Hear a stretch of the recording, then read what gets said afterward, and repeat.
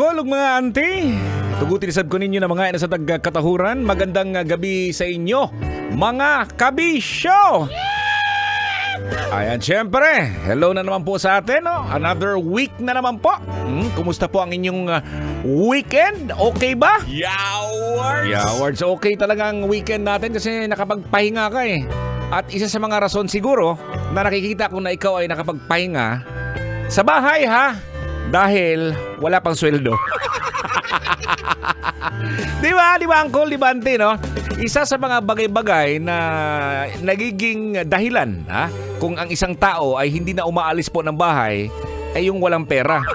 Kasi pag wala kang pera talaga, wala kang choice kundi mananatili ka sa bahay. No? Wala kang ibagan doon kung anong, halimbawa, gusto mong kumain.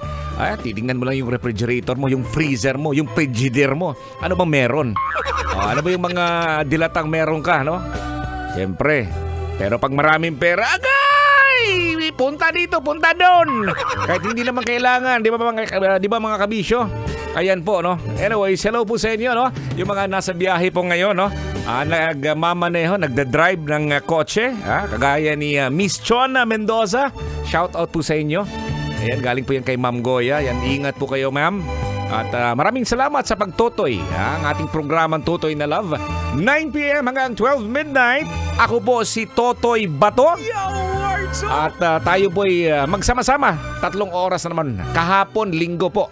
Pag linggo, tayo po'y magsama-sama. Kasama tayo ng 11 a.m. hanggang 3 p.m. Ayan. So ngayon, gabi tayo. Hanggang Friday po yan, mga kabisyo. Hello po sa inyo, sa mga magsyota, magpartner, at sa mga magjowa. Kung sa Bisaya pa, magtrato o manag-uyab, di ba? Alam mo mga kabisyo, napaka-importante yan ngayon, no? Especially yung mga mag-on. Alam mo kung bakit naman? Next month, Feb-ibig na eh. At alam mo naman yan, mahirap bilang ikaw ngayon pamangkin. Ikaw pamangkin, di ba Uncle, di ba Ante? Dati, naalala mo dati, pagdating ng Valentine's Day, dapat merong kapartner. Kasi pag wala, siyempre alam kong may mga barkada ka naman eh. Yung mga barkada mo naman din, nagyayabangan yan eh. Bye. Par. May bago akong jowa, par. Bagong kakilala ko, par. Puting-puti. Puting-puti yung kalimutan. Di ba alam mo yung yabangan ng mga magpar, mga kaibigan po, mga kabisyo. At napagdaanan po natin yan, napagdaanan din yan ng mga angkol. Kaya sa ating mga pamangkin ngayon, dobling ingat po sa kanilang mga kapartner. Ayan, dobling ingat sila kasi baka magkahiwalay at pag nagkahiwalay, zerong buhol. Wala kang mai-date. Siguro, magkukulong ka lang sa kwarto. At ang gagawin mo sa kwarto ay maglalaro. Buong araw yan, no? At sige, sasabihin mo, hindi na ako manguyab toy kasi hindi na ako magkakaroon ng partner kasi wala lang panahon eh, 'di ba?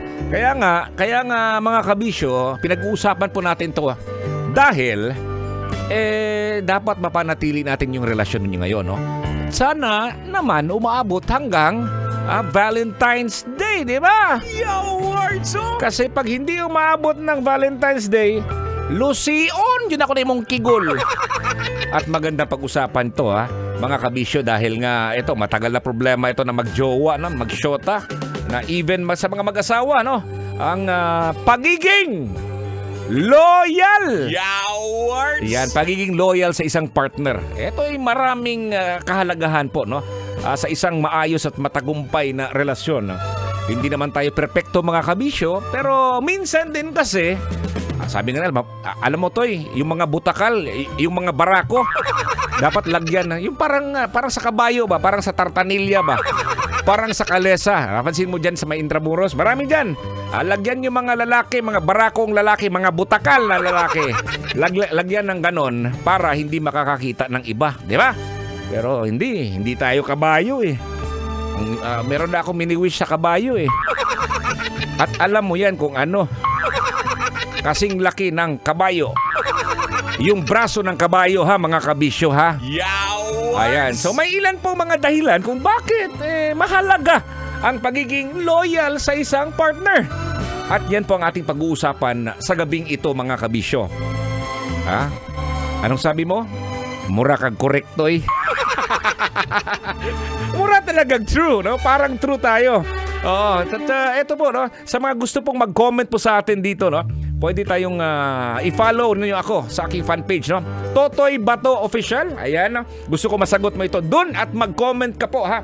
Ang ating katanungan po, mga kabisyo. Ano nga ba ang mga senyales na mga lalaking loyal? Awards, oh! Kung ikaw ay isang loyal na lalaki, saludo po ako sa iyo. Bakit? Pareho tayo. Pareho palata. Awards! Yawards ka talaga, Uncle. Ayan. Again, ito po si Totoy Bato. At again, tayo po'y mag-uban-uban, tayo po'y magsama-sama hanggang 12 midnight at mag-comment na po sa ating fan page para mabasa naman natin. At later on, mga past 10, mga 10:25 siguro, no, live po tayo sa Love Radio page ng Love Manila. Yan. Dito lang po yan sa 90.7 Love Radio. Mayong gabi, mga kabisyo! Sasakyan sikat, basta't love.